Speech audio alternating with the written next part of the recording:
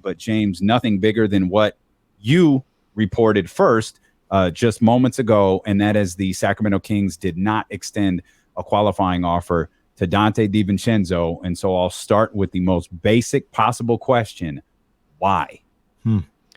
Yeah, you've got me. At this point, we're going to have to wait and see how this thing plays out.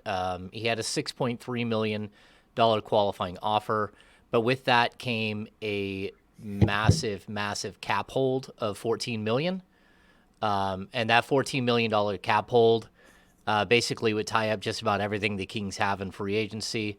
By doing this, they drop down to around 114 million in dedicated salary for this season, which leaves them about 9 million under the cap. But even that isn't true cap space because your mid-level exception and all those things count against that. This is a head scratcher. Donte DiVincenzo is 100% healthy and ready to compete. He finished the season, I thought, pretty strong. But at the end of the day, the Kings made a decision here that they thought was best for them. And I'm pretty sure that DiVincenzo's camp is probably just celebrating this because now they don't have to go out into free agency worrying about whether a team will match or not and whether you're tying up someone's cap space for a bunch of days. And so now they have him going into free agency as an unrestricted free agent. So to the best of your knowledge, James, and the best of your memory, whatever contentiousness between DiVincenzo's camp and the Kings front office, that didn't start when he got here, right? Like from everything we know, obviously he probably wanted to stay in Milwaukee, but it didn't seem like he was like, oh, I don't want to be here from the start. He gave Sacramento an honest chance, and it just didn't. It got sour, right? Like that's how it went, or did he come in here not really wanting to be in here and maybe causing some stuff? No, I think he came into Sacramento ready to take on a starting job and to step into some big shoes and hopefully have a really strong finish to the year with the Kings. I think that was his plan coming in, but it was pretty apparent early on that the Kings just weren't going to start him, and I think that became more and more contentious as the season went on. Whether they could have worked something out, I fully think they could have worked something out here. They could have clearly got on the same page moving forward. But it's a decision the Kings decided not to go down that path. I've seen reports that there's potential for him to come back, but that's not at all what I've heard like initially. Maybe that's one side thinks that and another doesn't. But yeah, I think that this is one of those moments where we have to wait and see how all of the cards lay out on the table before we really make a decision on whether the Kings completely botched this or not. The only thing Kings fans are left to do here at this point, and I feel like we talked about this the night of the draft, is hope that there's something else out there. Like hope that there's a reason that they did this past. Because I'll be honest with you, James, I was of the mindset of, following the disconnect that seemed to be happening between Donte DiVincenzo's camp and the Sacramento Kings front office towards the end of the season. I kind of became of the belief where if it really is that serious and it really is that big of a problem that can't be prepared, then let him go. Because for me, a player the caliber of Donte DiVincenzo isn't good enough to start your life with them with that many problems. I'm not questioning what he adds to this team or different things like that.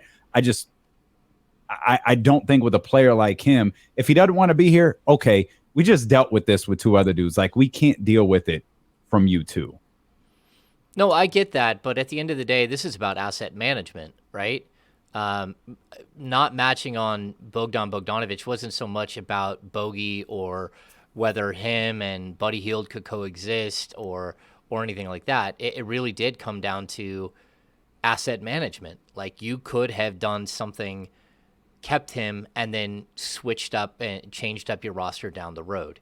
And that's, I think, where we're going to have to look at this with like a much broader lens. We have to wait and see, again, if there is some major move that the Kings get involved in where they're either a third team or they're in on some big high level starting level player. But I also think that there's a good chance that the Kings, in all honesty, they didn't view Donte DiVincenzo as a starter, and they knew that was probably going to be a problem going forward. Even if they went out and got someone who they considered much better, or if they decided to, start a backcourt with Davion Mitchell and De'Aaron Fox, is there going to be an issue the whole time? And certainly, you don't want to get locked up in a 4-year deal with a player that doesn't, that's starting off on the wrong foot. But I think you can mend fences. I think you can figure out ways to make roles make sense for people. But I'll say this too. One of the reasons why DiVincenzo hadn't locked a long-term deal in Milwaukee was because he thought he had more to give and wanted a more expanded role even with the Bucks. And so when he got to Sacramento, that was one of the things that was appealing to him, was to go in there and have this moment where he could shine. He could show people what he can do and that he has more to offer. And again, I think you just got yourself off on the wrong foot where he got here and instantly realized that he wasn't going to be starting. His role wouldn't be different. He's the guy who started 60-plus games on a team that went on to win the championship. Even though he got hurt before that, he still was, a starter for almost the entire season. And then he gets to the Kings, and he's not starting on the Kings. So, everything is part of circumstances and stuff like that. But at the end of the day, I think this is probably really what's best for the player. And we've yet to see whether this is what's best for the franchise or not. I'm stuck right now, James. I'm stuck because I don't know. I'm not sure what direction they're going in at the shooting guard position after this. And especially, and this is where, if they got a deal coming or whatever the case may be, fine, that's cool. I talked about yesterday how, the guard spot is fine. I included Donte, but I said I like Terence Davis, I like Davion, obviously I like Fox. But this is why you come out of this situation with just one draft pick on draft night, and that's what makes it a little more frustrating because you don't even have, in theory, a guy that you can say, okay, well, if we start Davion or if we start Terence Davis, we have this young guy that we really like in the second round who we'll give a good look to. They don't have that. I guess you can talk about Keon Ellis, but I don't know. This is baffling.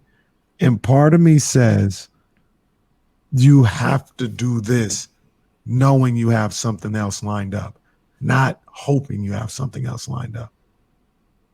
Yeah, I mean, I agree 100%.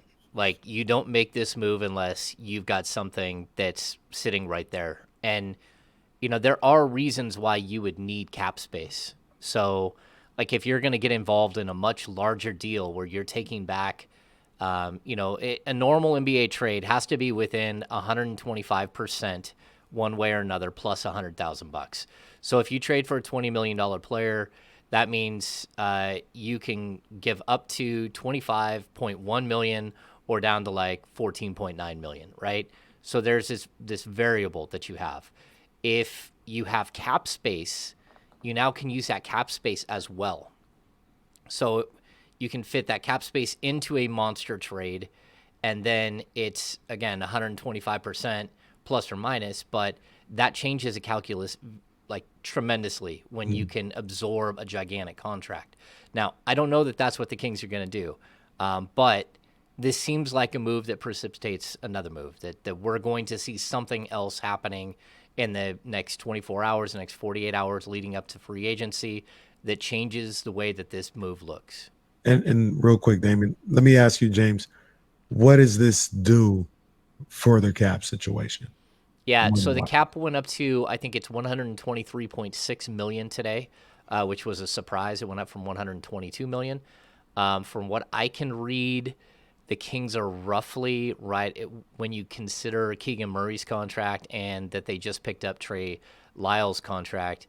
I think they're right at $114 million. So that gives them about $9.6 million. So typically, that would just be eaten by a mid-level exception, right? So that's the way that would work. But if you trade that space as opposed to, using the mid-level and that to eat that space, it's different. So it does free up some cap space and some flexibility to do something different. And again, like we're looking at the Kings next season have, roughly like, I think it's a little over 70 million on the books now, and the cap is going to go up like I think to 130 at this point. And so they're going to have a ton of cap space next year. If you sign DiVincenzo to a 4-year deal, he of course is eating part of that cap space. So there is that as well, that going forward you have a player that whether you can move him or not, you just don't know. But at this point, they made a very interesting decision for sure. And when we talk about what's next for this team, is we all now are hoping there actually is a something next for this team. I mean, what are we talking about? Like Lou Dort, like the Oklahoma City Thunder. I think they declined Lou Dort's. Like, is that what we're talking about? Are we talking about Lou Dort? Are we talking about a player that's not out there? Are we talking about a trade like this? There was one basic, what I thought was a basic part of this free agency period, and it was, if nothing else, setting the market for Donte DiVincenzo. Even if for some reason you didn't match, but at least getting to the point of setting the market. I did not in any way think we would be talking about the Kings not even allowing the market to be set and just saying, nah, we're good. We've got something else. Yeah, as far as Lou Dort goes, I believe that they allowed him to get out of his contract. They declined a $1.9 million team option for his 4th year, but with the intent that they're going to lock him up long term. Okay. It's always possible that Lou Dort's available, but that would be ludicrous in my mind for them to lose Lou Dort for nothing. He's so incredibly valuable. And, I mean, sure, could the Kings get in on a sign and trade or something with regards to a player like that?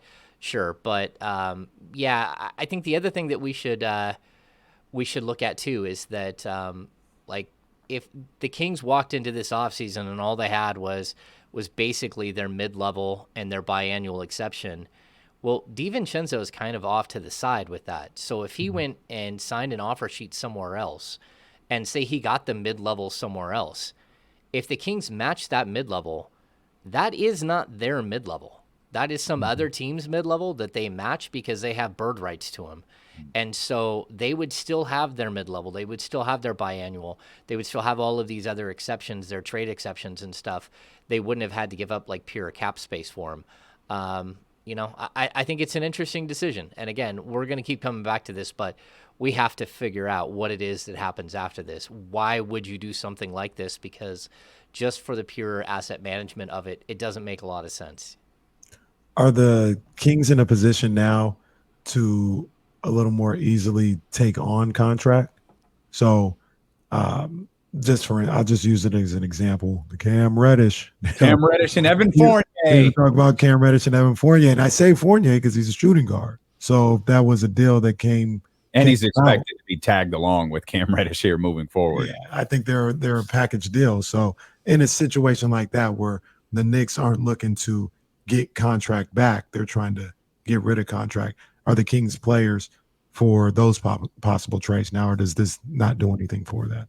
Yeah, I mean, it's going to drop you, like I said, probably 9.5, 9.6. There's probably going to be at least a cap hold or two in there for a minimum scale contract that we have to take into consideration, which could eat up another like 1.8 to $2 million of that.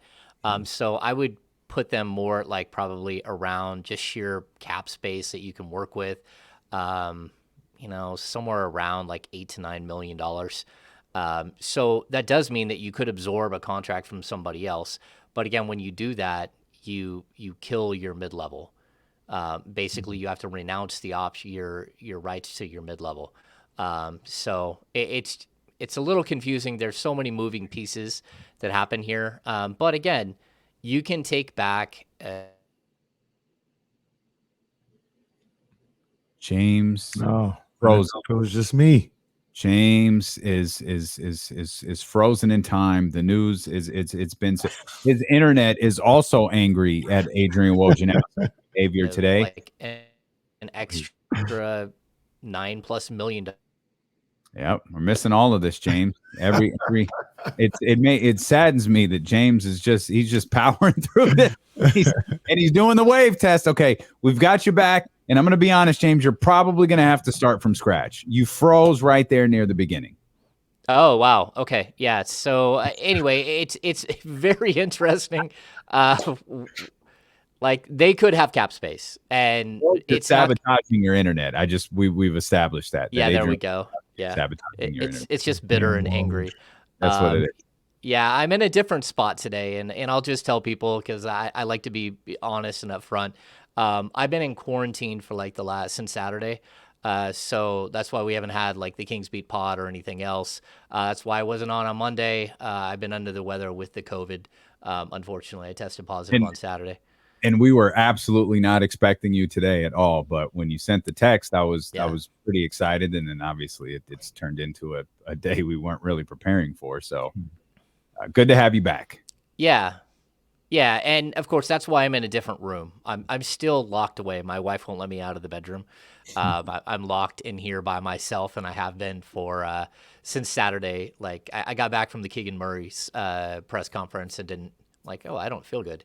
And sure enough, yeah, my first time with COVID. But I continued to work all week. I just haven't done radio and everything else. I had a Barry White voice for like 2 days. Which was rich and I loved it. But of course, I'd rather feel better. Back in the day when you could work through being sick, Gary Gerald would have some very memorable broadcasts where he'd have that deep drop it down. Oh yeah. Oh yeah. Holding Pollard. Oh yeah. With the offensive rebound and put back. We're glad you're feeling better, man, and we're definitely happy that you're back with us. Hey, just hypothetically, what if there is nothing? Oh, Lord have mercy. What if there isn't? We got to see what happens next. What if the off season consists of? And I'm not knocking the brother. What if the off season consists of drafting Keegan Murray and then just letting Donte DiVincenzo leave? Mm-hmm. Yeah, that's going to be like jarring. It's going to be jarring for everyone because then we're going to be in that wait and hold mode again. And that doesn't feel good for anybody, like whether or not you're going to be able to move on from Harrison Barnes or move on from Rashawn Holmes, like all of these question marks, how are you going to fill this spot? And again, I think Terence Davis is a guy who can step in and play a much bigger role. But we no longer have that like 5 or 6 guards on this team. They traded their second round picks, which again, there was a guard sitting there. There is a very good chance that Sasha, Rosenkopf? Rosenkopf? Is that how we say it? That he comes. Yeah, Rosenkopf. There we go. There's a high likelihood that he actually comes over. I've been doing a bunch of work on that today as well. As far as I can tell, he only has a $750,000 buyout of his contract in Greece. And from what I know, last summer he signed a 3-year, 2.7 million euro contract. So he's only making around 900 euros a year in Greece. And so to move over to the U.S., I think would be, there we go, Vezenkov. It would be a huge add-on for the Kings to be able to go in and get a player who's, NBA ready, 26, going on 27, a 6'9" guy. And basically the way the NBA works is they have a certain amount of money that you're allotted that you can pay to get someone out of their contract overseas. And that figure is around either 800 or 850,000 for this year. And so he actually fits underneath that. So I could see them bringing him on, bringing him over either on $1 million in that deal. Wasn't there like cash involved in that deal? I think there was 1.7 million in that deal. So basically they got $1 million and they got enough to cover to buy him out of his European contract. Plus, they do have the biannual exception. So they could do something crazy with that where it's around $4 million. And they can split that up between 2 players. So they could do something like give Davion Jones like a $2.5 million first year salary and Sasha like a $1.5 million salary. And so, they can sort of basically do a 2-for-1 within one exception to fill out their roster. And we don't know what's going on with Chimezie Metu yet. I haven't been on the phone about Chimezie this morning. His contract has to be guaranteed today. That's yeah. And Freeport, all of Freeport just stood up and said, "They tried to take our Chimezie Metu." Obviously, the COVID room that James is locked in. So there's a possibility that maybe he won't be back as well. Sorry, I know. The best I can do. It's all right, man. It's okay. That's all right.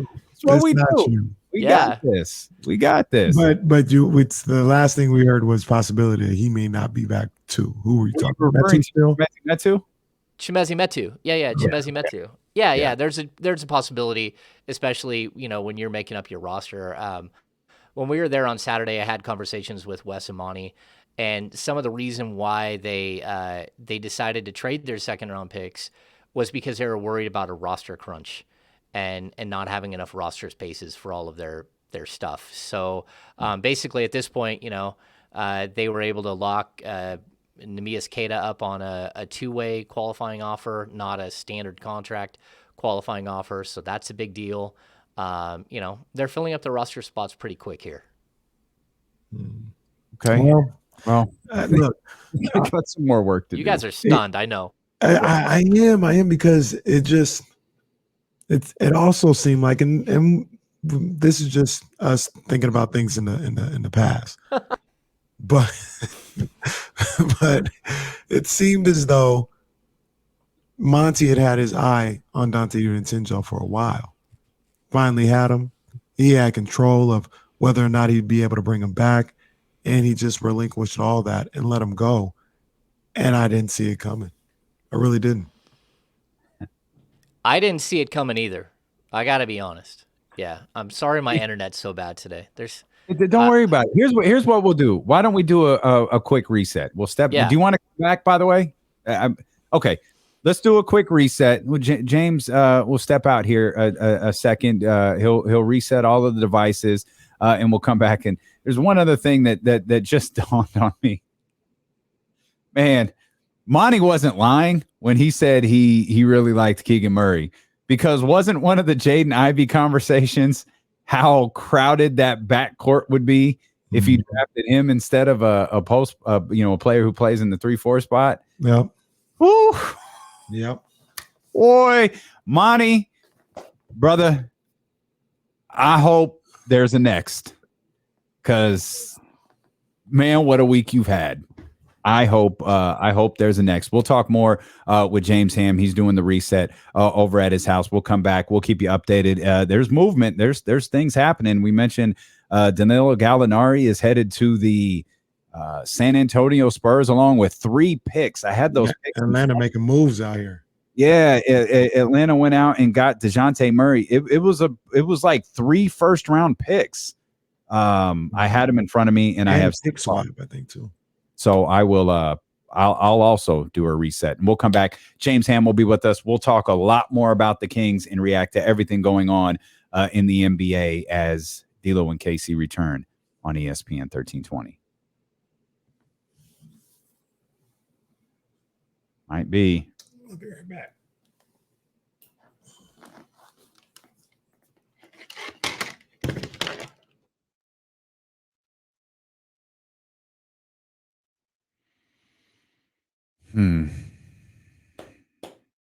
Okay.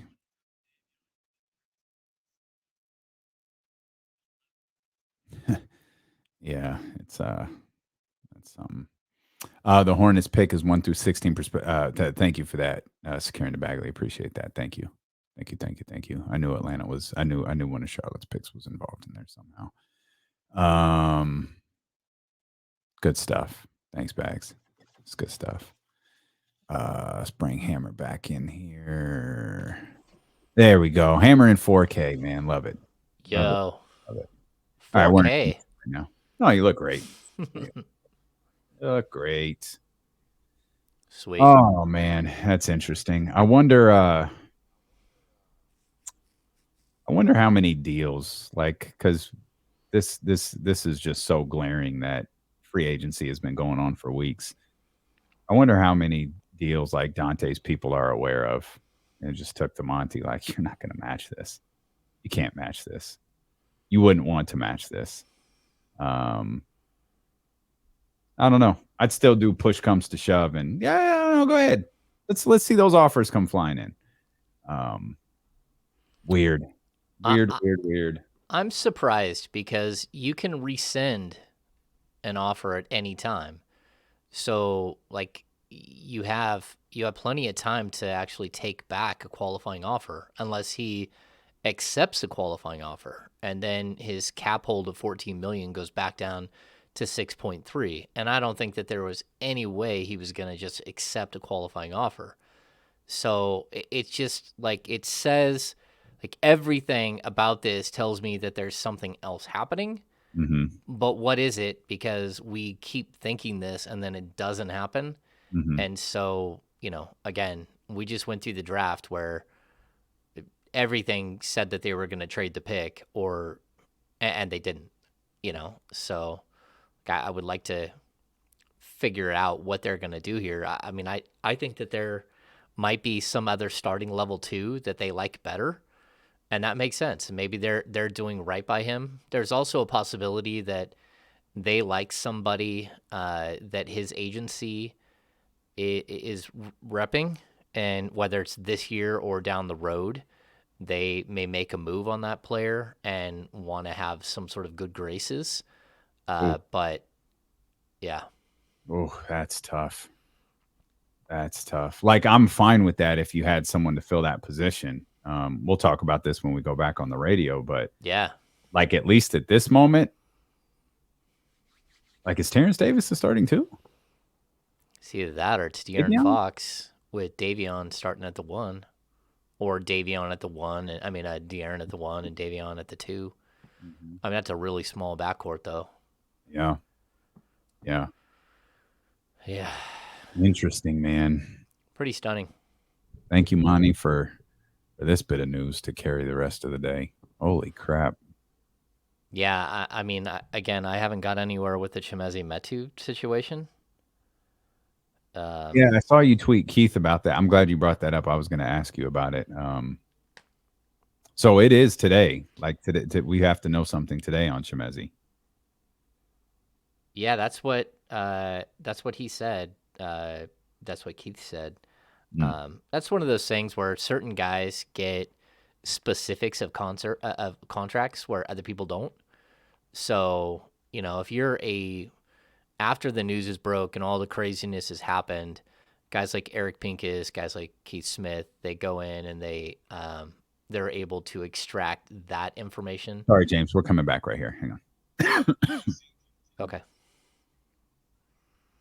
Live on the Odyssey app, live on twitch.tv/ESPN1320, youtube.com/ESPN1320. We're even available on Twitter right now at ESPN1320. We welcome back our 1320 Kings insider, James Ham, joined us early today. He broke the story about the Sacramento Kings not extending a qualifying offer to Donte DiVincenzo, thus Donte DiVincenzo now being an unrestricted free agent when free agency begins just a shade over 24 hours from now. And we'll let the Odyssey and radio audience into the conversation we were having there during the commercial break on the live stream. And, James, we talk about what might be next, what's the next move. And like, that's all fine. But right now, is Terence Davis the starting 2 for the Sacramento Kings?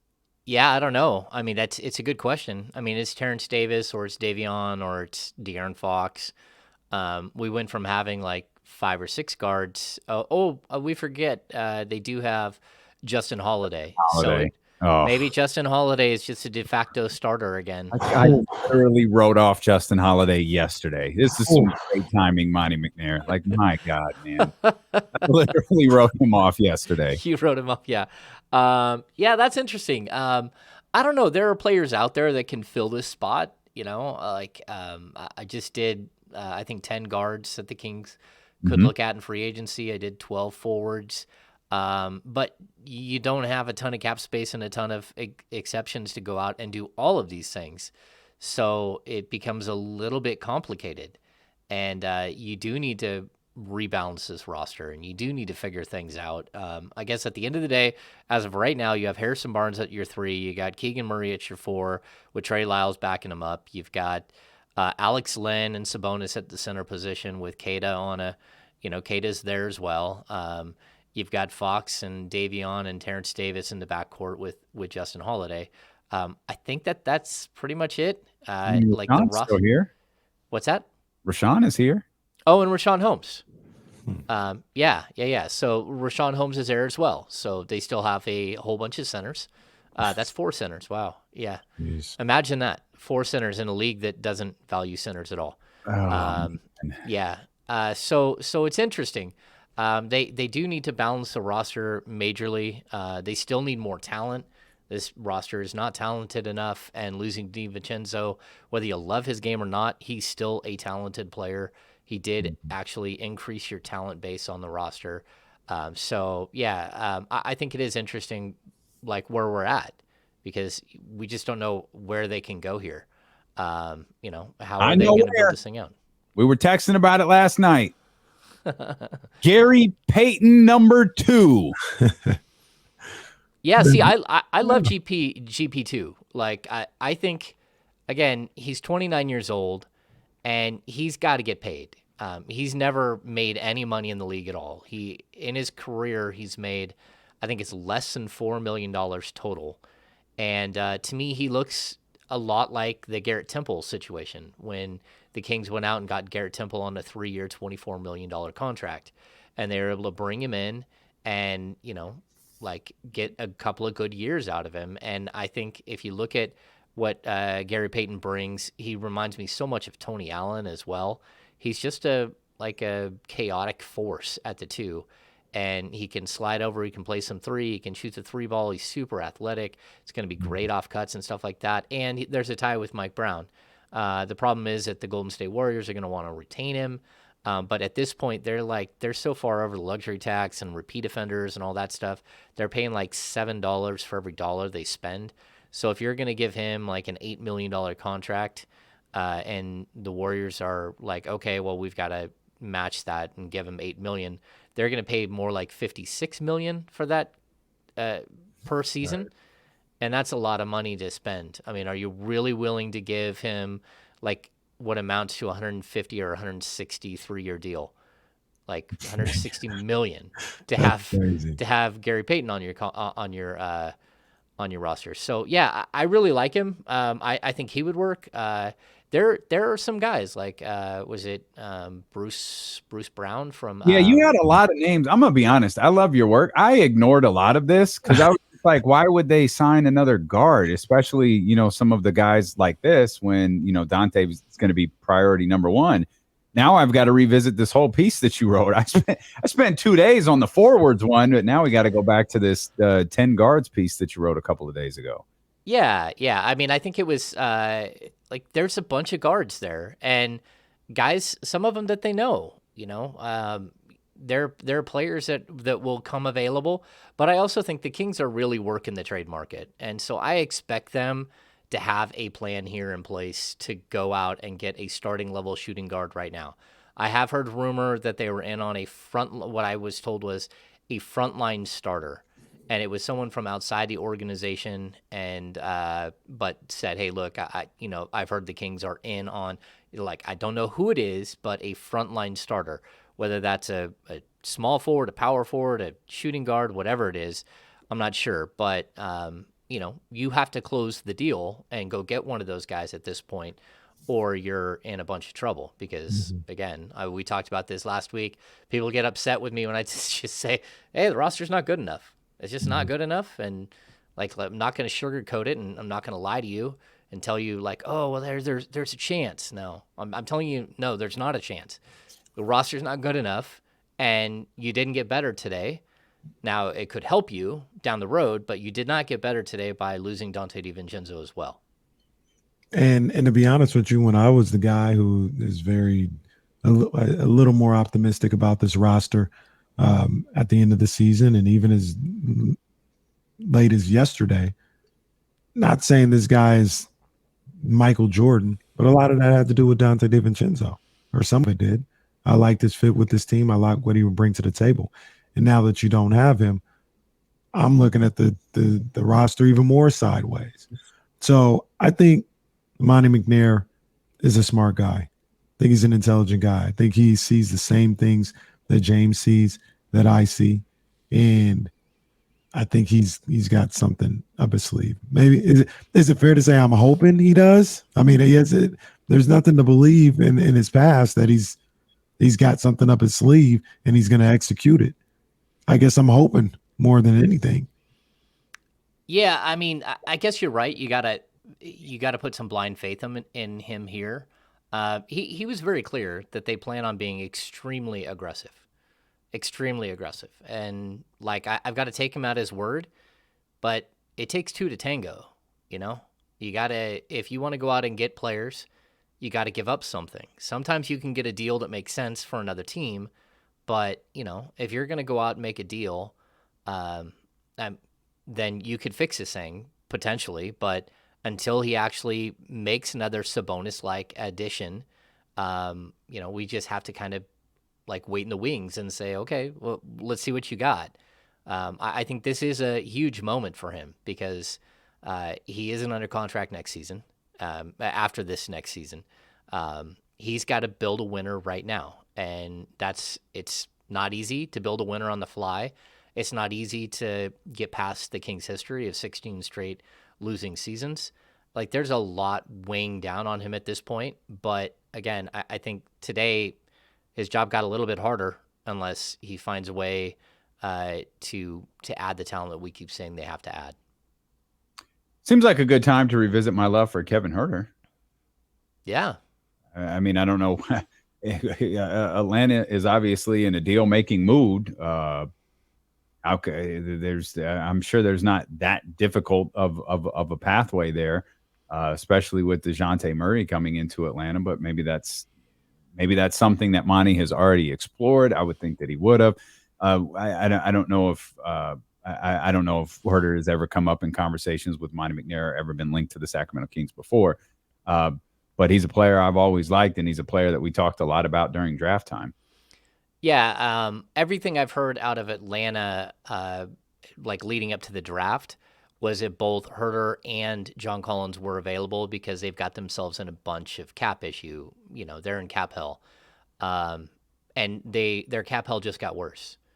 You go out and you trade a guy who Gallinari had a $20 million contract with a $5 million, only $5 million was guaranteed. Mm-hmm. So they can opt out of his contract next week, and now San Antonio has a big trade chip, or they have even more cap space to go do something.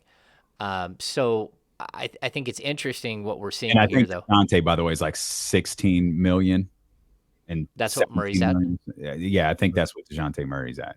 Yeah. Well, you're adding to it though. So if I'm looking at their roster again, if we're talking about a short-term Harrison Barnes for John Collins, but then we start adding in Huerter, now you're looking at roughly $40 million in cap space, right? And so if you're looking at $40 million in cap space coming back, that's where that having $9 million could come in handy. Mm-hmm. Maybe Atlanta doesn't want expiring contracts. Maybe they don't want to take on 3 more years of Rashawn Holmes. So you could give up a guy like Harrison Barnes, you stack on your cap space, and all of a sudden you're very close to making some sort of transaction that makes sense for everybody involved. Mm-hmm. Do the Kings have to give up a future first? Maybe.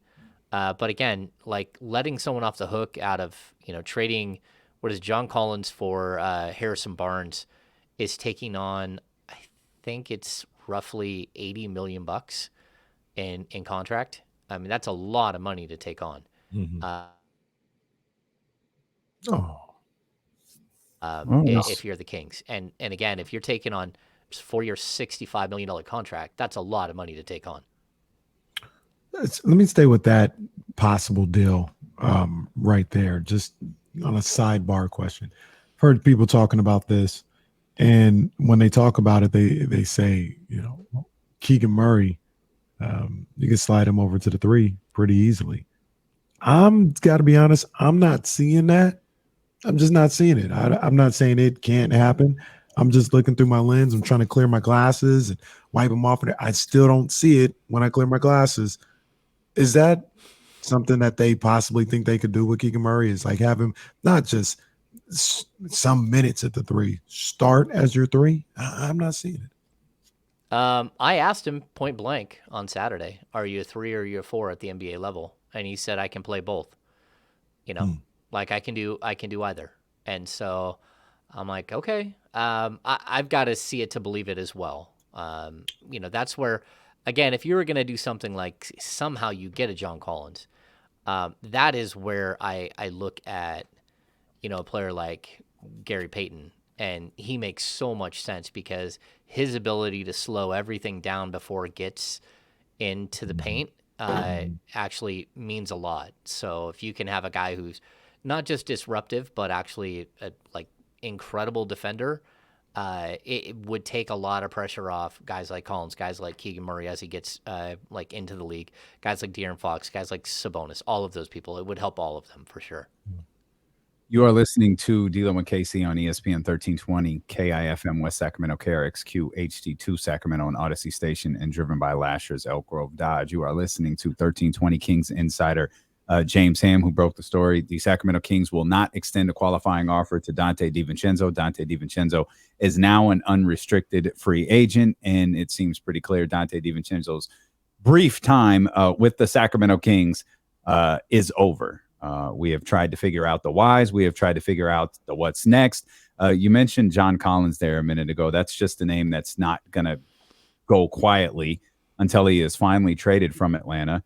The Sacramento Kings, no one knows the true level of the discussions, but have always believed to at least be involved in conversations with Atlanta. After the selection of Keegan Murray, you and Casey were just talking about Keegan there potentially at the 3 spot.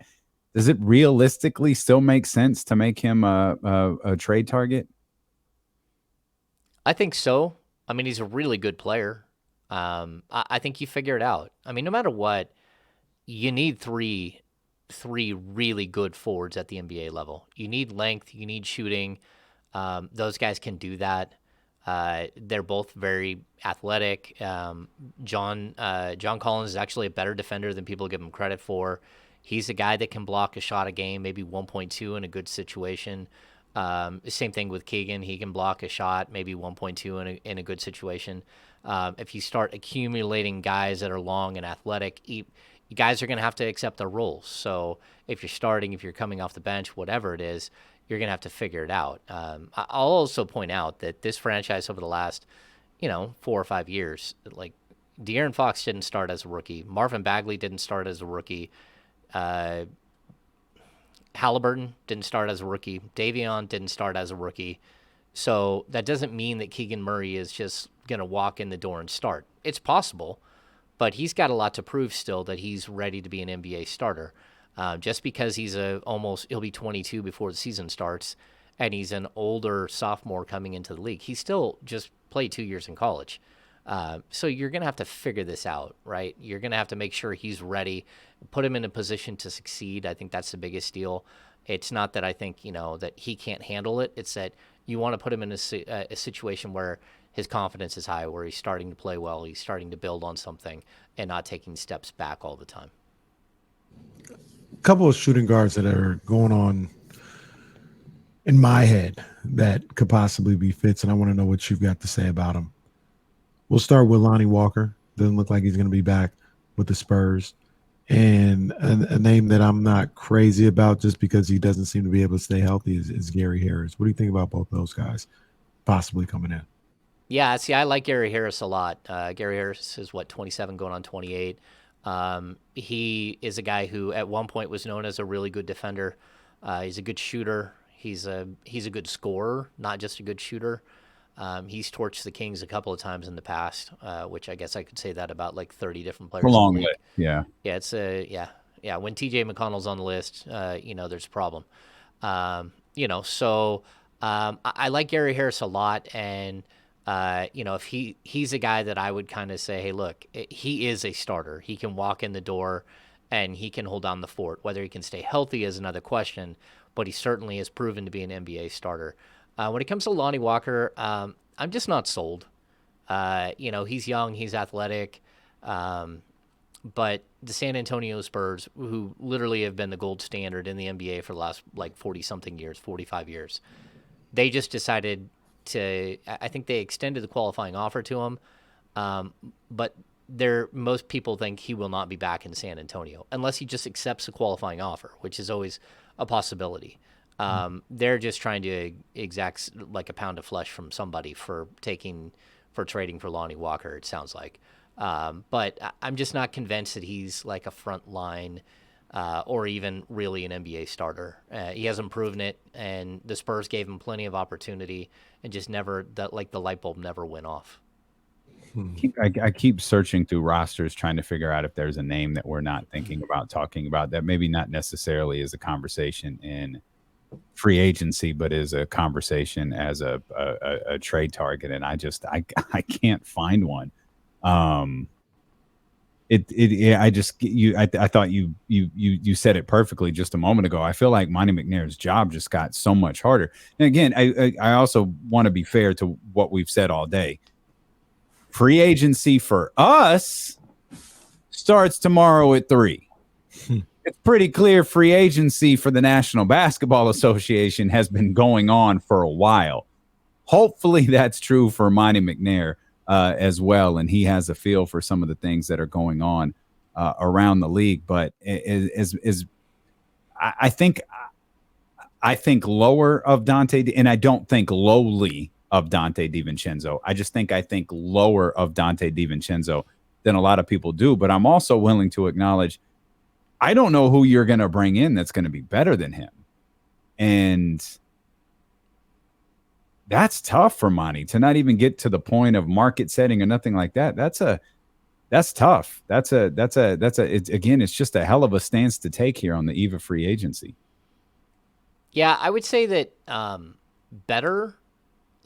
We should probably talk about the difference between better and different, right? So Sure. Just because I think you think that Donte can reach a certain level.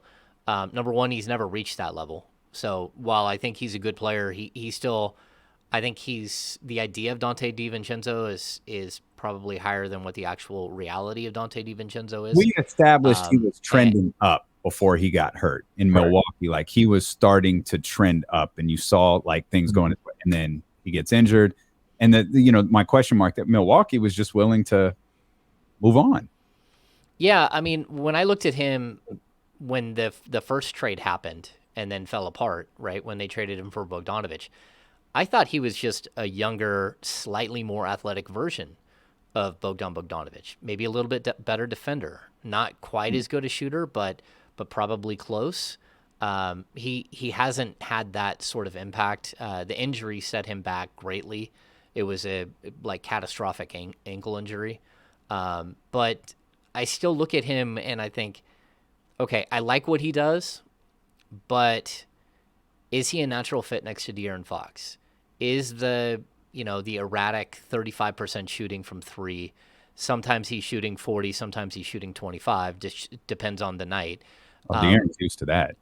Yeah, but I mean, if you can find a legitimate 3-and-D guy who maybe doesn't do all of the things that Donte does, maybe he's not as good a passer, maybe he's not as active and chaotic, and he's not as good a rebounder, but he's a better knockdown shooter, and he can fill up different stats, then I think there are players out there that are different than him. I'll bring up a guy that people aren't gonna but a guy like Luke Kennard with the Clippers, right?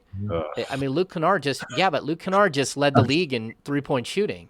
He just shot 45% from 3 on the season. So yeah, I mean, is it oh my gosh, he's incredible? No, but does he fit better? Maybe. Well, Donte DiVincenzo isn't, oh my gosh, he's incredible either. So I think that's important to recognize as well. Yeah. But I mean, if you're making a move where you take a guy like Rashawn Holmes, who no longer fits your roster, and you trade him to a team who, during the season traded for Norman Powell and all of a sudden Luke Kennard maybe doesn't fit their roster anymore. Maybe if you swap those two, that would make some sense. Like, and so that's how I think you can get better. And I see people like right away say, "Hey, Luke Kennard doesn't play defense." You should probably look at the stats, because I don't think he's as bad defensively as you think he is. And I think if you put him on the Kings team, he's probably not even remotely close to one of the worst defenders on the team. So yeah, I mean, that's one of those deals where, does it really move the needle? No, but it probably fits better than what DiVincenzo is, just because it creates the spacing and all that stuff. Kenny's brought up Duncan Robinson. Like, I'm not taking on Duncan Robinson's contract at all.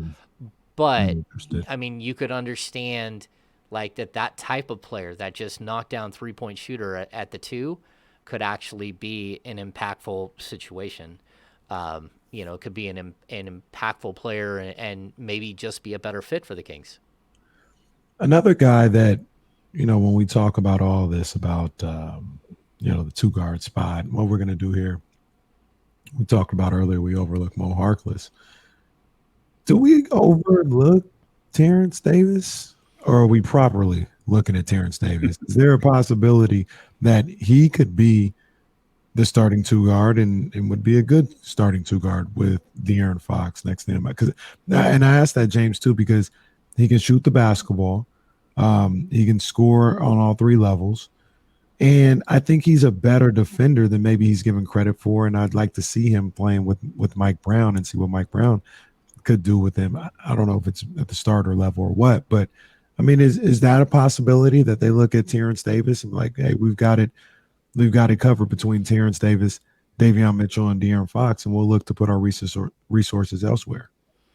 Yeah, that's not enough. I mean, as far as Terrence, like, first of all, he's coming off a major wrist injury, so that's always scary. Last training camp, I was told he was the best shooter in the gym, and when you can say that, and Tyrese Halliburton and Buddy Hield are in the gym, that's saying a lot. You got to the start of the season, and they couldn't even keep him on the floor. He couldn't hit anything once they got to the regular season. So if we look at how bad he was early in the season, then he started playing well. I thought he was impactful, but then he got hurt. I still don't think you know who he is. And the other problem is he's on a 1-year, $4 million deal. So it's not like you have him locked up either long term. Would you have his bird rights and stuff like that once he's gone? Yes. Once he's at the end of the season, sure, you could go out and bring him back. But to me, Terence Davis he's more like Bobby Jackson, Vinnie Johnson, Jamal Crawford, Lou Williams, those guys. To me, he can be a super 6. He brings energy. He brings fire. He plays with a lot of intensity. I'd like to see him next to Davion playing quite a bit. He played really well at the 3, and I thought gave the Kings probably their best option at the 3 for stretches last year when they moved Harrison over to the 4. But, yeah, I mean, I think he's a player, but you need like 2 more guards now. Right. Is there a realistic scenario? We talked a little bit about this a few minutes ago. Given everything that you just said about Terence Davis, as it stands today, starting backcourt might be Davion and De'Aaron.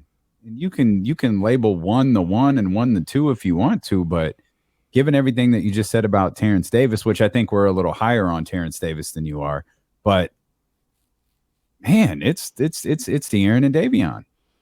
It's possible. I know that last year I was told very specifically that that the Kings thought people were sleeping on how good Davion could be and how good he had been in his rookie season.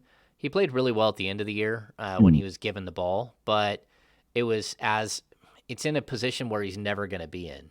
Like, he's never going to be a primary ball handler with De'Aaron Fox. That's just not going to happen. They're not going to play De'Aaron Fox off the ball all the time like they did with Tyrese Halliburton. So it's a tough position to be in, because I think he's better when Fox is off the court. And that's okay. If he's just going to be a catch and shoot guy when Fox is on the court with him, and then when Fox steps off, he becomes a primary, that's kind of the way that he works best, in my opinion. And I think he's got a ton of potential on both ends of the court. He was better offensively than I thought he would be. Again, I've told you guys, he reminds me of Ty Lawson, moving up and down the court. Really, not on both ends because he's a better defender than Ty was. But he's not the natural playmaker that Ty was either. So if he comes back and he's a 38 to 40% 3-point shooter, he could probably start.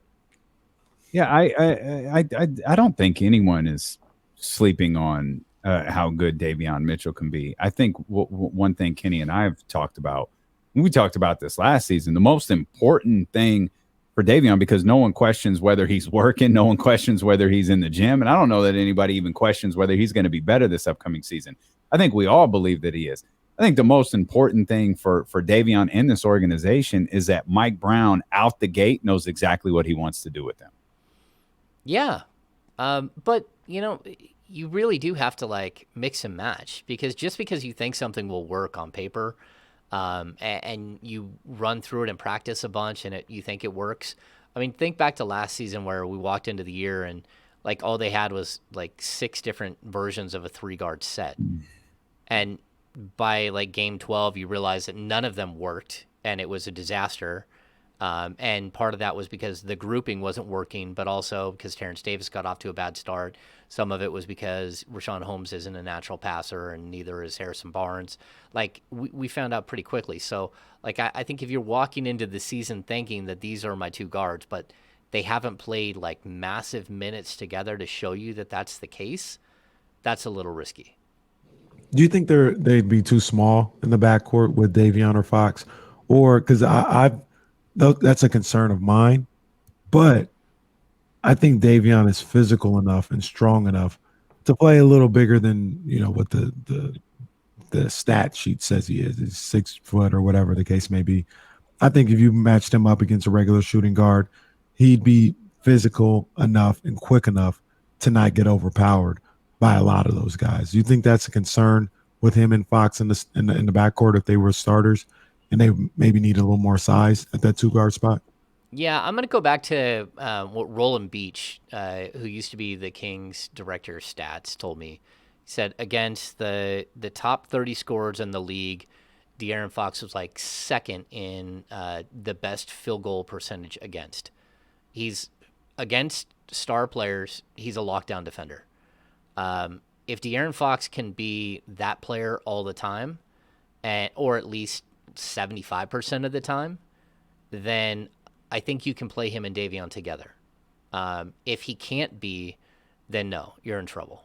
That's just the way it is. I mean, part of the reason this team was so bad defensively was because they walked into last season with 2 guards that didn't keep anyone in front of them. And their backup shooting guard also didn't keep anyone in front of him.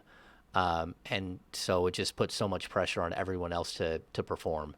So I think this year you have to come in, it's possible you could play those guys together for large minutes, but I struggle with starting them together.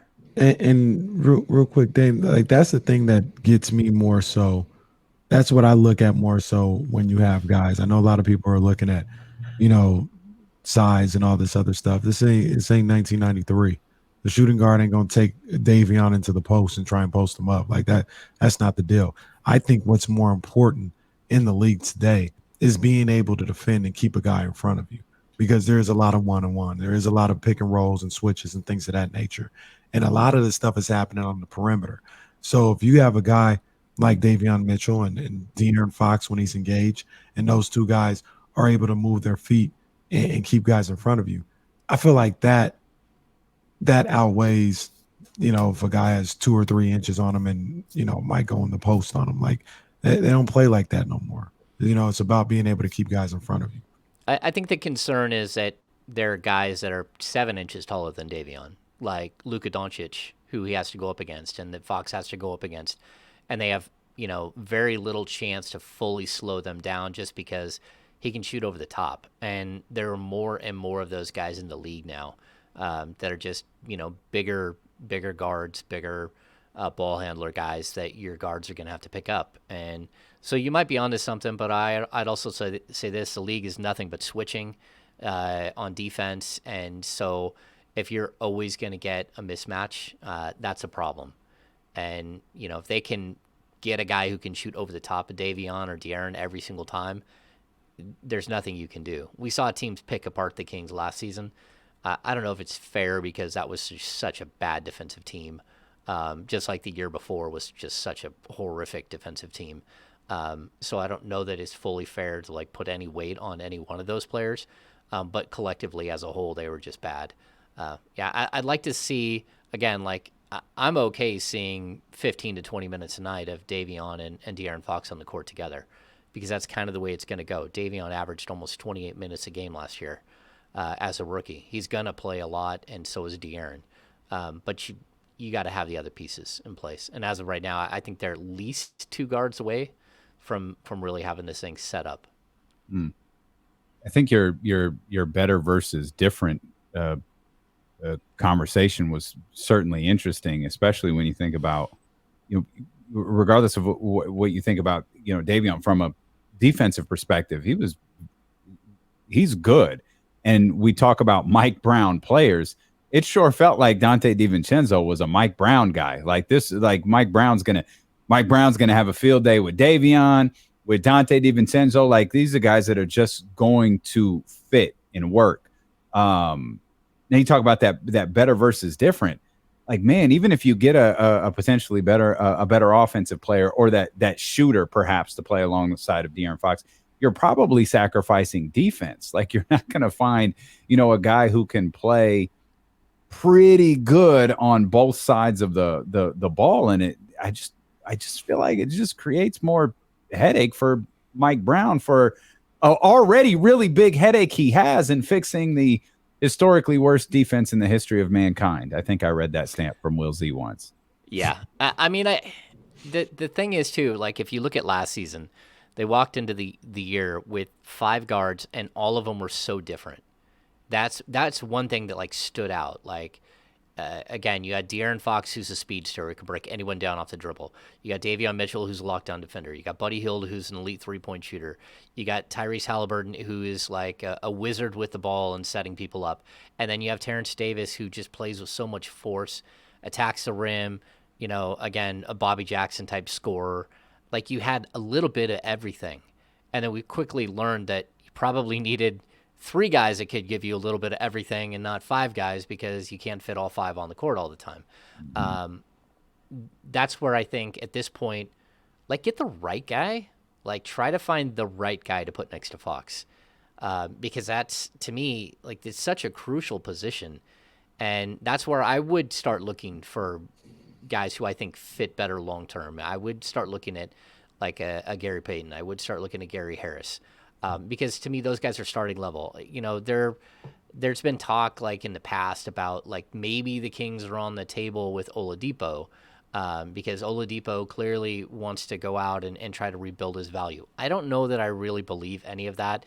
But would Victor Oladipo fit next to De'Aaron Fox? Maybe. And the problem is that he plays 5 games a year, and so you got to have someone else who can play the other 77. But that's where I think the Kings have kind of put themselves in a weird situation where you're down a bunch of roster spots at this time, or a bunch of rotational players still, And I think, again, people were very shocked about how harsh I was on draft night. Well, it's because they don't have enough rotational pieces. Donte DiVincenzo was one of their few remaining, what you would consider a rotational piece on any team in the league. Now, was he a 9th player or an 8th player on a really good team? Maybe. But on the Kings, he's probably the 6th or 7th player in a rotation. Now the Kings have to go out and find a bunch of players still that can actually play rotational minutes and be guys that help you win games. And that's the thing that kind of surprises me. And it's something that I look at that I just scratch my head with, is you added another spot that you have to account for now, that you have to go out and find somebody to replace, another roster spot, another player, talented player that you have to go out there and find to help build this roster. And that's why I just keep coming back to it. He's got to have that guy already ready to go. I would hope so. Not that it's for certain, but to add, essentially, you got to add another starter, because I know there was a lot of talk about it. I was of the belief that they were going to start DiVincenzo at the 2. You had the 2, 3.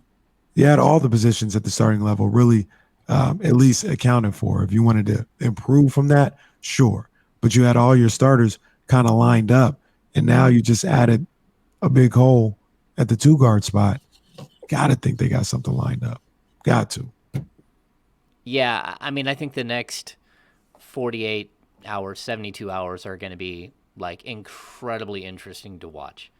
And I'll even put it this, like, they've got to make a move before free agency, before the clock strikes on the new year, because they can, like, there are ways to work this thing out where you actually get exemptions and stuff like that. Like, you could build this thing out pretty quickly, but you have to strike now.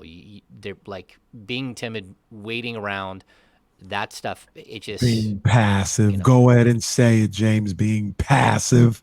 Yeah. Well, I'd even say, like, look, there is a way to add a player that could help this team like 3 days into free agency, but they have to already have 2 or 3 players in the first 2 days of free agency. Between now and the first, day of free agency, you already have to have players like in place. Like, that's the way it goes. Like, they're in a situation where this is why I talked about it on draft night.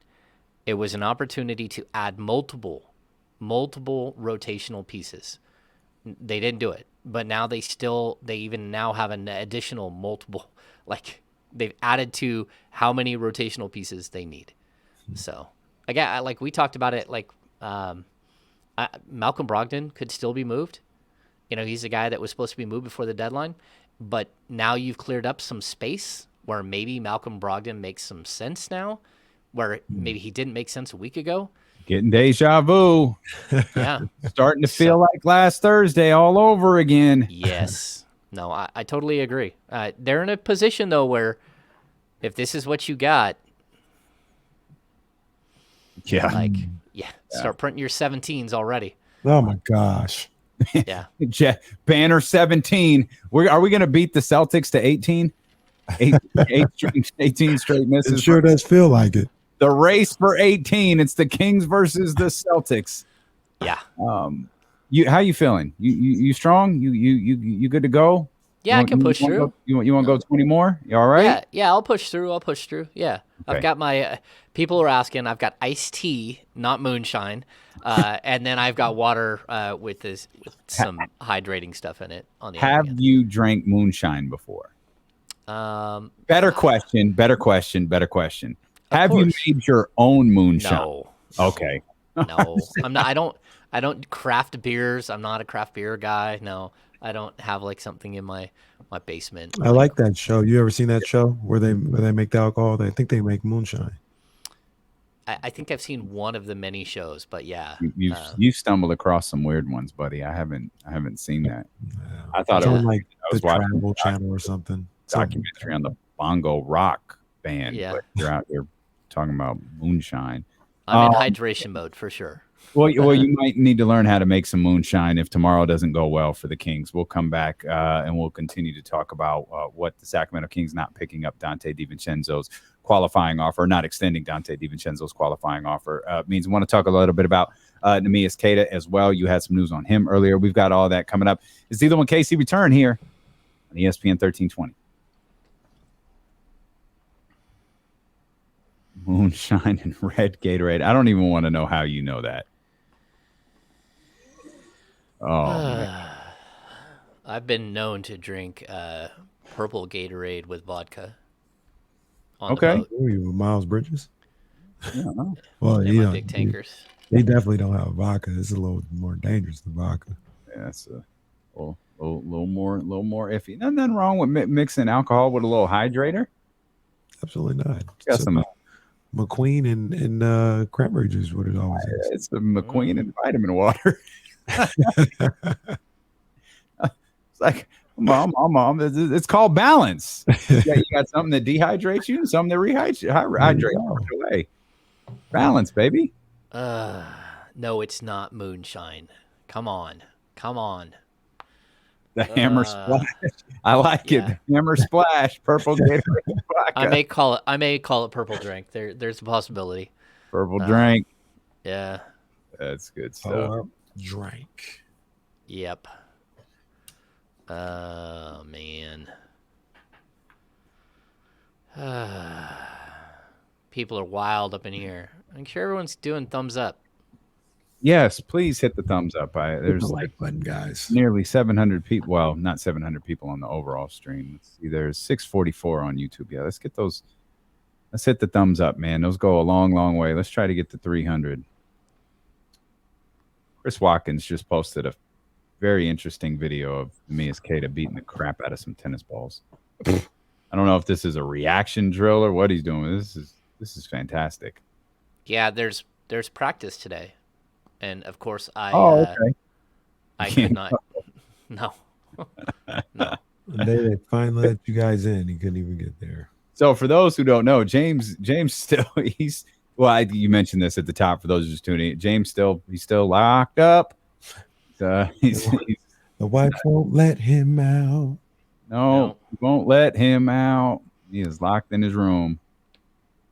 That's right. Patty Mills. Yeah, Patty Mills, he can shoot the rock. I like Kevin Huerter. Jesse, I like Kevin Huerter. That works for me. I like that. Yeah, now I'm seeing that now Brendan's posting videos for Kings beat out there. Yeah, there's a reason why they did what they did here. I just, we don't know what it is yet. Oh, yeah, but we're going to find out the second D-Lo hits end broadcast. Oh, believe me.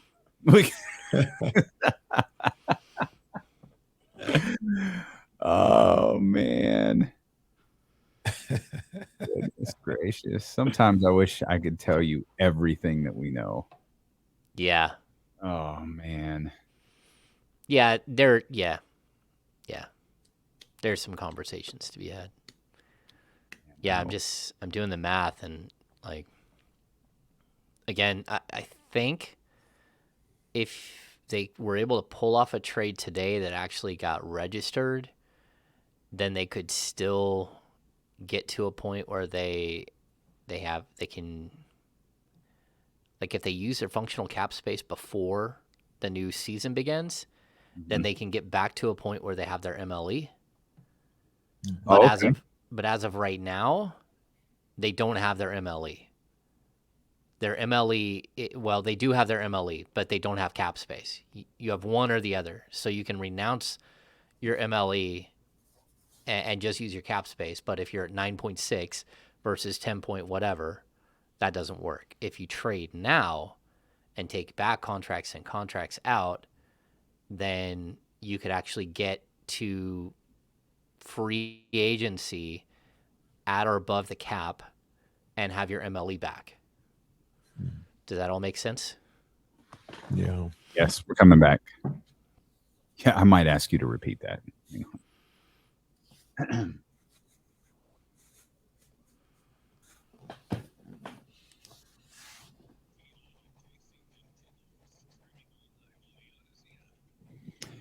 Live on the Odyssey app, live on Twitch, YouTube, and Facebook. We appreciate those watching on our different streaming channels. I think we're even on Twitter as well. If you want to hit the thumbs up. Are we on IG Live?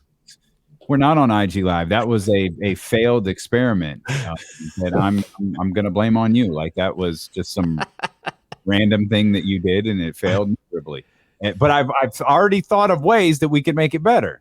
We can connect our phones to our boards, so the sound it would be better that way. Yeah, we can make that happen. I'm not mad at IG Live again. Well, no, we went from people watching to no one watching. We were just literally on the screen with no one watching. One of the things that happened that I realized is when I said I put the sound on my Beats headphones so it wouldn't echo through the microphone and stuff, I actually realized afterwards my headphones were way on the other side of the table. Mm-hmm. So when you speak, you're speaking through the headphones. They might not have heard a word that was said. Very good, Kenny. It's very awesome. You really thought this one through. I did it on the fly. We want to be where the people are. We're everywhere. James Ham is here with us. James, I'm going to ask you to repeat something almost verbatim that we were talking about right before we came back here from the commercial break for the audience on the Odyssey app and on 1320 AM. Is you were kind of laying out the importance, and you mentioned this a minute ago, but you really laid out the importance of it here, of why, you know, if because you had just said, you know, I really hope the Sacramento Kings are able to do a deal like before free agency starts. And we always use the term free agency, but really it's the start of the new league year. And you kind of laid out why that might be so important over the next 23 and a half hours or so. Yeah. Okay. So as of right now, the Kings don't have they don't have enough functional cap space to have to move away from the mid-level exception, right? So the mid-level exception is like 10.3 million. The Kings have like 9.6 million, but the MLE works as a cap hold. So it is its own cap hold. And so since it's bigger than your actual functional cap space, you don't get both. You only get one or the other. Now, if you can trade your cap space really quickly and eat up the space before free agency starts, then you can get back to a point where you have your MLE, where you have not only have you made the move, but you have your mid-level exception as well. See, that's the problem that the Kings are going to be facing right now, is that if they just walk into free agency and try to start signing players, they can give their MLE to multiple players. So they can break up a $10.3 million salary into $3.3 or $3.4 million salaries, right? But finding three guys that want to take those salaries, or two players at five something, and then you can split up your biannual exception as well. And then when it comes to the salary cap, like league minimum salaries, they don't count. You can sign as many league minimum salaries as you want, as long as you're not hard capped, which the Kings aren't. So, you know, so there are ways that the Kings can add players, but adding good players is really difficult. Adding starting level players is really difficult. You know, so they've got a lot of work to do in order to make this work, and they've got a lot of work to do in like a very small amount of time. So in essence, if they act fast, they can kind of double dip in this whole situation. Like if you act before the league year starts with picking up a player, you know, going up against the cap, whatever the case may be, you can get that out the way, and you can come into tomorrow at 5 o'clock and still have your mid-level exception. Yeah, there are ways that you can do it. I mean, again, it's not easy. Like the salary cap is so complex. So, yeah, but like that's kind of like the one genius thing about having Donte DiVincenzo. It ate your cap space, right, to have him on your roster. But it's Dramatic pause. Someone else signs him to an extension. Signs him to an offer sheet.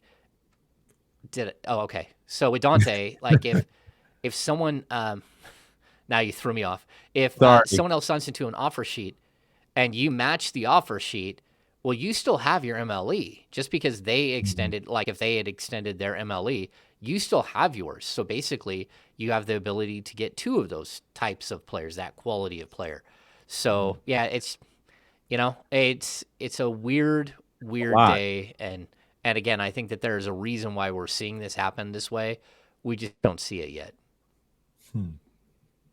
This quote from Adrian Wojnarowski on SportsCenter on Atlanta. They have still been engaged on John Collins. Fundamentally, there are going to be some more changes in Atlanta, but they're pretty excited about the idea of DeJounte Murray joining Trae Young. They absolutely should be excited about that. But John Collins remains in trade conversations with Atlanta, at least according to Adrian Wojnarowski. He probably got that news from somebody else, like he did earlier with the Donte DiVincenzo news. Yeah, did he credit me with the Donte thing and when he was talking on? Yeah, I'm gonna guess. I'm very, very confident he didn't. He didn't even credit you on Twitter, where it like lived. It wasn't even like 20 seconds. It was like 5 minutes before he got the news.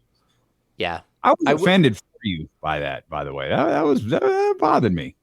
Yeah, I can, you know, like when you've been doing this long enough, you just don't get offended by it. I did have, just so we're on the air, Michael Scotto, who's a great reporter, actually DM'd me and said great work. So just, Nice. I'll get it from other people, just not from Woj. It's all right. I've always enjoyed Michael Scotto's name because it's right there on the cusp. Right. Yeah. I love that. Of course, there was I don't know where, but wasn't there a wizard named Michael Scott? They used to call him. Yeah, he used to have the emoji tattoos. He was the regional manager, I think, is what he was nicknamed in. Oh, What? And he was the regional manager. regional manager. That's amazing. Where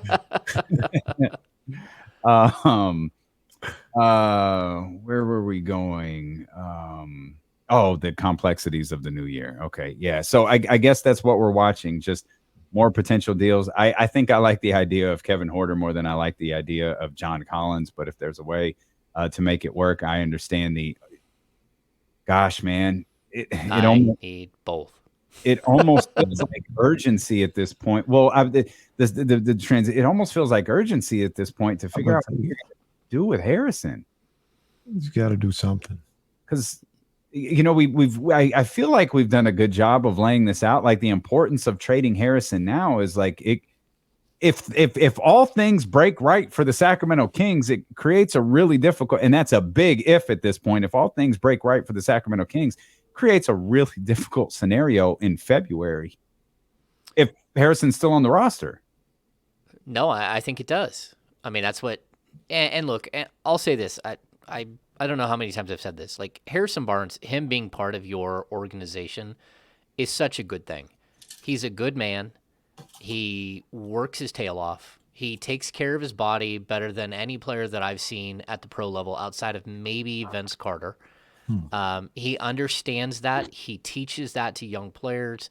He teaches young players how to get in the community and do things. He's the work he's done for the Boys and Girls Club is just revolutionary. He's given so much back. Him and his wife, Brittany, have done so much for the Sacramento community, the Dallas community, the Ames, Iowa community. Saying all of that, I don't think there's any way he comes back after this season, and you have to capitalize on his value now as not only a legitimate NBA starter at age 30, but also a guy who's on an expiring contract that can help a team like, say, Atlanta free up like a bunch of money, but they still get a good starter, and it's a shorter-term deal. Maybe they're able to lock him up. Maybe they're not. If they don't think they can lock him up, they can go get one of those first-round picks that they just traded at the deadline for him. He's kind of a win-win in a trade scenario. And I think 2 years ago, like we started hearing, the Boston Celtics, not this season, but the season before, were so in on Harrison Barnes. And my conversations within the walls of the organization were, we understand people want Harrison Barnes, but if we trade Harrison, how bad of a team are we next year? Like, we also need Harrison, and we also need everything else that he brings. And I understood that. But at this point, like, if you don't think you can, if you can extend Harrison Barnes this summer, and he's going to be your small forward and your power forward is going to be Keegan Murray for the next 3 years, that's one thing. But if you can't extend him, you got to move off. You got to move off of him now. And that's coming from a guy who has so much respect for Harrison Barnes. And will also tell you, I don't think there's a way to bring Harrison Barnes back. I don't think he would sign an extension right now. He wants to win. He's been here long enough that he knows how difficult it is to win. And you can change a lot of things, but he's also seen a lot of changes, and most of them don't work. And so, this is his fourth coach since he joined the Kings. That's crazy. And he's been here, 3.5 years? Yeah. James, what's your thoughts on Tobias Harris? Contract, gameplay, all this other stuff. Rumors about him possibly landing here in Sacramento. I would think maybe if you have Tobias Harris and you make that deal, he can play the 3, right? He's a 4. Yeah, I mean, he would push Keegan to the 4, up to the 3. Yeah, I don't think Tobias can defend a 3 anymore. and you could even make that argument to a certain extent about Harrison. I think Mm-hmm. Harrison is a little bit more down in his stance and can defend a three a little bit better than Tobias. But the problem I have with Tobias is it's the worst contract outside of the John Wall contract that just got bought out, or the Russell Westbrook contract that's going to dissolve, or the Kyrie Irving contract, which isn't nearly as like gaudy as everyone else's, but the fact that he just decides not to play half the season. Like those are bad contracts. Tobias is right there. I mean, he's owed I think it's $78 million over the next 2 years. It's crazy. So here, and this is the way that I look at it. The 78 million, that's a ton of money. But I look at the 2 years, right? And would you rather owe Tobias 78 over 2 or Collins 100 over 4? Well, I'd rather have Collins over 4. And the other thing I would rather have is Harrison Barnes for 1 and $60 million. I mean, because that's a big chunk of change. Now, somehow you're dissolving a bunch of other contracts and you're getting something else that makes sense. Tobias Harris and Matisse Thybulle. Tobias Harris and, I mean, again, if they're so convinced they got to move off a Tobias Harris contract, then, I mean, it's so horrible that contract is. Then I'm gonna need Tyrese Maxey. But those are the types of No. I know, I understand what you're saying, but no one else in the league is going to take that money. No one else is taking that money. They're trying to move him, but I mean that's just so much money for a guy who's never made an All-Star team. You're talking about 3 times. To be honest with you, James, and I hear everything you're saying. I don't disagree with everything you say. But could the Kings be desperate enough to have to do that? I don't think so. I mean, that's what it comes down to. They better do something then. Because even if that happens, who's playing the 2? Even if you make that move, you still don't have a shooting guard. So, I mean, that's and you have no money. No money next year. Then I guess you would have money when Sabonis becomes a free agent. You would have Tobias Harris money off the books, and so you'd have extra money to pay Sabonis, but that doesn't really matter. The Kings are in great salary cap situation right now as it is. They're in spectacular shape. For the next 10 years, they're in great shape. Yeah, but they're not. If you're bringing in somebody for Harrison Barnes, the idea is you're probably not going to have any money. It don't matter if it's Tobias Harris or John Collins and Herter. If you're moving on from Harrison Barnes, you're probably not going to have any money. So I don't think that wouldn't be a deterrent not to get Tobias Harris, because you're not going to have no money anyway, right? You're taking on contract and guys that are going to be locked up regardless. Yeah, but then you're getting to a point where you're talking about paying a luxury tax, or I mean, you can't be a horrible team and pay a luxury tax. Mm-hmm. You can, but I mean, teams have proven me wrong there. But still, that's not wise. There are a lot of things that I think that Vivek Ranadive does wrong when it comes to Sacramento Kings.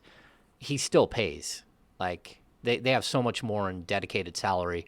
They're over $130 million last year. People say, oh, that's barely top 20 in the league. Still, it's $130 million in salary when you had no one in the building. That's a big deal. So when it comes to, but that doesn't mean that he needs to spend money in a stupid way. If you got what I'm saying, if you're winning championships, you'll pay, an extra $7 million for every dollar spent on a guy like Kevon Looney. I mean, that makes sense. But when you're a team who hasn't made the playoffs, you got to get to a point where you can build, and taking on a contract like that, it's so incredibly difficult. The Kings have plenty of expiring contracts. They could get that deal done, I'm sure. And maybe that is something that appeals to them. But you got to fill so many other holes, and you just won't have any cap space to do it. But I also feel like that's kind of that's part of this whole thing is if you're at this point, if you're Monty McNair trying to figure out how you're going to fill it, you're going to take a deal that has a there's going to be something to it you don't like. Right. Like there's no perfect deal to be made, whether it's the dollar figure or the years or, you know, it always comes back to Cam Reddish. It's the attached player that comes with Cam Reddish. Like there's always going to be something that's like, this will work. You're not going to like this, but you've got to like weigh the pros and the cons, the goods and the bads. And it's just, if the Kings, and that's a massive if here at this point, the Kings were to make a deal over the course of the next, 23 and a half hours or even after free agency started, there's going to be something about it that a lot of people don't like.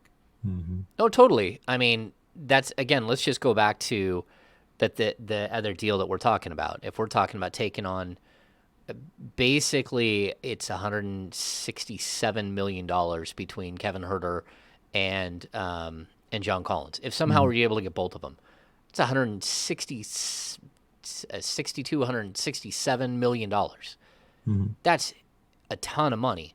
But as opposed to giving $78 million to Tobias Harris over 2 years, now you're at least basically doubling that the length of the contract. You're getting 4 years, and you got two guys who, at least should be starters on your team.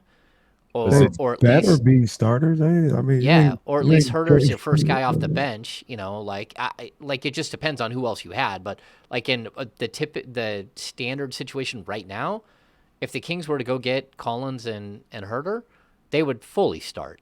That's You're getting 40% of your starting lineup, and they're under contract for 4 years. And even if you don't love the contracts, they're not contracts that will kill you.